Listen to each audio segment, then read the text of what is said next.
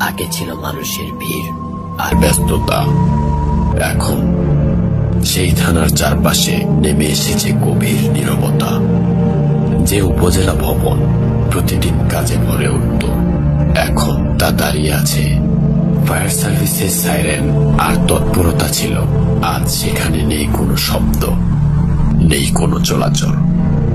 যে রিপোর্ট হাসপাতালে ছিল মানুষের ভরসা, এখন তার ক্যারিডোর ফাঁকা, দরজাগুলো বন্ধ। শহীদ মিনারের সামনে জমে উঠত আয়োজন, আজ তা নিঃশব্দে দাঁড়িয়ে আছে।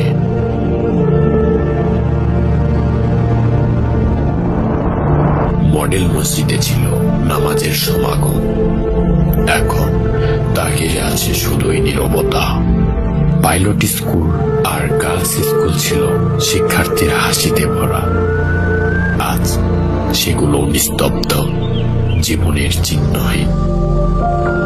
এটাই হরিপুর, আগের প্রাণবন্ত চেহারা, এখনকার কাল্পনিক রূপের স্পষ্ট পার্থক্য।